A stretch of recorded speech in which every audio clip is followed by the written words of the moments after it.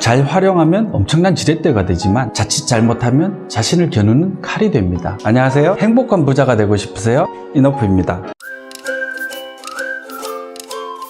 지난 시간에 이어 국가부도의 날이 우리에게 또다시 일어날 수 있는지 다시 한번 살펴보도록 하겠습니다. 2009년 엘리자베스 2세의 영국 여왕이 영국 최고의 명문대학인 전경대를 방문했습니다. 그 자리에 모인 많은 경제학자들에게 이렇게 물었죠. 훌륭한 경제학자들이 이렇게 많은데 그토록 심각한 세계 경제 위기를 왜 아무도 예측하지 못했죠? 내놓으라 하는 경제 석학들 중 누구도 시원스런 대답을 내놓지 못했습니다. 하물며 우리 같은 일반인들이 세계 경제 위기를 예측하고 베팅한다는 게 말이 됩니까? 흔히 우스갯소리로 이런 말을 하죠. 경제학자들이 존재하는 이유는 기상 전문가들의 면을 세워주기 위해서라고요. 일기예보는 빗나가라고 있는 거라는데 경제 예측은 일기예보보다 더 정확도가 떨어진다고 해서 나온 말입니다. 왜 그럴까요? 우선 날씨를 맞추는 일은 과학의 영역입니다. 나비의 작은 날갯짓이 지구 반대편에 태풍을 만든다고 하죠. 작은 변수 하나가 엄청난 변화를 일으키기도 하고 수많은 변수들도 고려해야 합니다. 양궁을 생각해 보시면 쉽게 이해할 수 있어요. 아주 작은 손떨림, 바람의 작은 변화 때문에 100m 밖 관역에 화살이 꽂힐 때는 엄청난 차이가 발생하죠. 하물며 지구 반대편까지 가는 동안에는 작은 변수 하나하나가 얼마나 큰 차이를 만들어내겠습니까? 그래도 이 모든 것은 대단히 복잡할 뿐이지 계산이 가능합니다. 과학의 영역이라는 뜻이죠. 수많은 변수를 고려해 대기권 밖으로 위성도 쏘아 올리잖아요. 그게 과학입니다. 풀어낼 수 있는 문제죠. 그런데 경제는 어떤가요?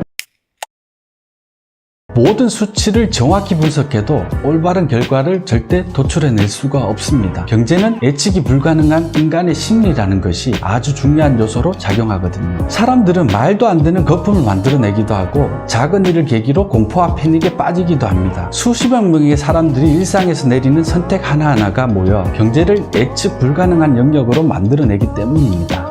오죽하면 투자에 실패한 뉴턴조차도 천체의 움직임은 정확히 계산해낼 수 있었지만 대중의 광기는 전혀 예측해내지 못했다는 푸념을 했겠습니까? 또 다른 예를 들어볼까요? 현대 경제학의 두 가지 대전제가 뭡니까? 효율적 시장 가설과 합리적 기대 가설이죠. 문제는 이 대전제 두 가지 모두가 완벽하지 않다는 겁니다. 먼저 시장에 이용 가능한 모든 정보를 합리적으로 반영한다는 효율적 시장 가설이 참이되려면 어떻게 됩니까? 내재 가치와 시장 가격의 차이를 쫓아 투자하는 활동 자체가 불가능해지겠죠. 시장은 언제나 완벽한 균형 상태일 테니까요. 인간은 미래에 대한 합리적 평가에 기초해 행동한다는 합리적 기대 가설은 어떻습니까? 인간은 무언가 선택함에 있어 항상 이성적이지 않습니다. 오히려 감정에 더욱 좌우되는 경우가 많죠. 인공지능이 아닌 이상 인간의 행동은 완벽하게 합리적이지 않기 때문에 그 합리성에 근거한 추론 또한 항상 빗나갈 수밖에 없어요. 다시 본론으로 돌아와서 경제를 예측하는 것이 얼마나 부질없는 일인지 좀 더 살펴보도록 하겠습니다. 1996년 연방준비은행 패드의 의장인 앨런 그리스퍼는 비이성적인 과열이라는 말로 주식시장의 거품을 처음 경고했습니다. 하지만 주식시장은 그 후로도 꾸준히 상승을 했고 2000년 초 정점을 찍고 폭락하게 됩니다. 또 2002년에는 연방공개시장위원회 FOMC 정기회의에서 모기지 부채로 불붙고 있는 주택가격 상승이 계속 지속될 수는 없다 라고 시장에 경고를 하게 됩니다. 그런데 부동산 시장은 어땠나요? 그 이후로도 급등세를 이어 2006년 정점을 찍은 후 2008년 말에 붕괴되었습니다. 만약 여러분이 시장 경고에 민첩하게 대응하는 투자자였다면 각각 1996년에 주식을 매도하고 2002년에는 부동산을 매도했죠. 어떻게 됐을까요? 끔찍하죠. 요즘 우리말로 하자면 폭망입니다. 2000년 초에 증시 거품이 붕괴됐고 2008년에 부동산 거품이 붕괴됐지만 각각 거품에 대한 경고가 있었던 1996년과 2002년 가격이 아래로는 한 번도 내려간 적이 없어요. 세계 경제의 대통령이라고 불렸던 앨런 그린스펀조차도 경제를 정확하게 예측해내지는 못했습니다. 자, 이번에는 2008년 금융위기가 오기까지 시장 전문가들의 생각은 어떠했는지 한번 살펴볼까요? 우선 2006년 4월 국제통화기금 IMF는 금융혁신이 국제금융 시스템을 완전히 안정화시켰다고 선포했습니다. 그리고 2007년 여름 위기의 첫 번째 징후가 나타났으나 시장은 관리 가능한 유동성 문제로 보았습니다. 그리고 금융위기가 있었던 2008년 여름에는 대부분의 전문가들이 이제 금융위기의 정점은 이미 지나갔다는 데 동의를 했습니다. 그런데 결과는 어땠습니까?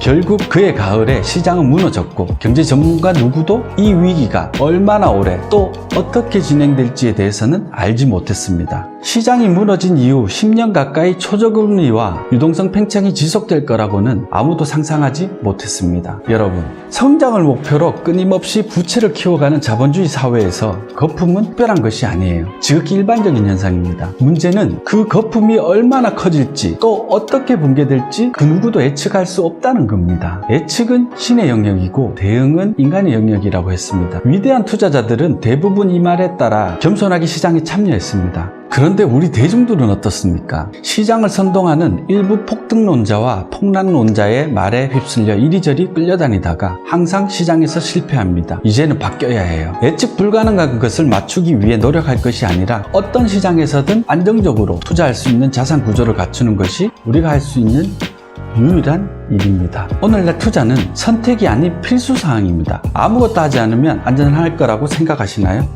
아닙니다.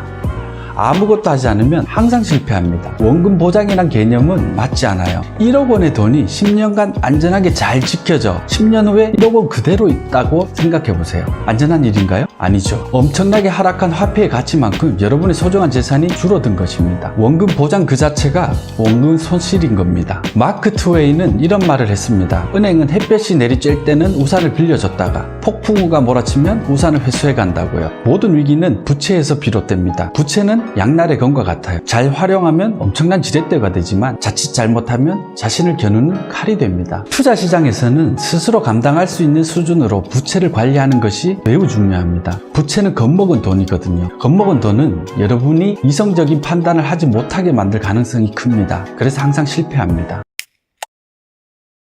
그 다음 우리가 해야 할 일은 신용을 관리하는 일입니다. 우리는 기준금리의 움직임에 아주 민감하죠.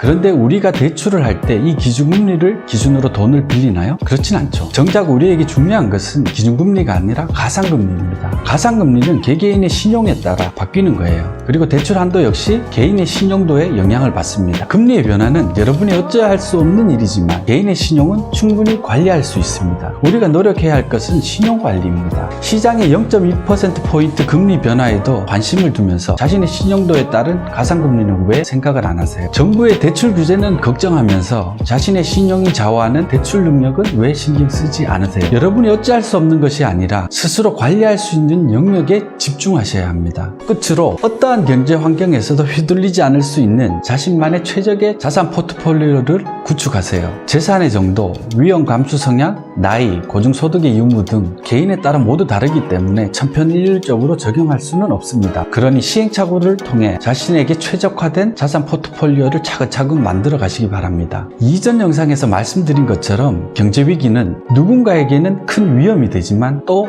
누군가에게는 엄청난 기회가 되기도 합니다. 부자들에게 금융위기는 뭐라고 했습니까?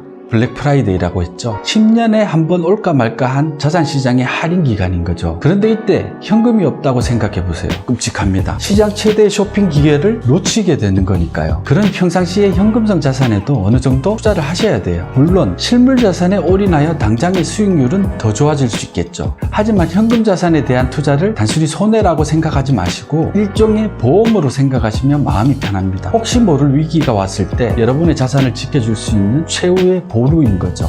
경제 상황에 따라 현금성 자산의 비중을 조정해서 한 30% 전후로 유지해보세요. 현금을 일정 부분 보유하고 있는 것도 투자의 한 부분입니다. 나머지는 자신의 투자 성향에 맞춰 부동산과 주식 등 투자 자산의 적정 비율로 투자하시면 됩니다. 주식이냐 부동산이냐는 정답이 없습니다. 다만 여러분 개개인의 성향에 맞는 투자가 있을 뿐이죠. 어떤 분야에서든 성공하는 사람이 있고 또 실패하는 사람이 있습니다. 투자 종목이 아니라 투자 방법의 차이가 성공과 실패를 가릅니다. 그래도 한 가지 권해드리자면 자신이 살 집 정도는 장기적인 관점에서 차근차근 계획을 세워 마련해 가시라는 겁니다. 평생 부동산 투자에 관심을 두지 않았던 코스톨란이나 피터 린치 같은 대가들도 자신이 살 집에 대한 투자에는 우선순위를 두라고 공고했습니다. 집은 단순한 투자 가치를 넘어 우리에게 사용 가치를 제공하는 몇 안 되는 자산입니다. 집값은 물가 상승률만 따라가도 꽤 괜찮은 투자입니다. 한번 생각해 보세요. 사용 가치에 대한 비용이 제로가 되잖아요. 만약 여러분에게 집이 없을 경우 임차를 했을 때 지불해야 할 비용만큼 이득을 보신 겁니다. 결코 적은 금액이 아니에요. 그리고 집을 소유함으로써 얻을 수 있는 심리적 안정감은 덤입니다. 고장난 시계도 하루에 2번은 맞습니다. 경제 위기가 온다고 주구장창 떠들어대시는 분들도 언젠가 맞으실 거예요. 하지만 중요한 것은 그게 언제일지 그 누구도 모른다는 겁니다. 그러니 괜히 겁먹고 서둘러 현금으로 바꿔 들고 있으면 화폐 가치 하락만큼 계속 손실이 쌓이게 됩니다. 지금 우리가 해야 할 일은 스스로 관리할 수 있는 부분인 신용 관리를 철저히 하는 것과 언제 위기가 오더라도 안정적일 수 있는 자산 포트폴리오를 구성해 나가는 겁니다. 잊지 마세요. 오늘 영상이 도움이 되셨다면 좋아요와 구독 부탁드립니다. 여러분 행복한 부자 되세요. 감사합니다.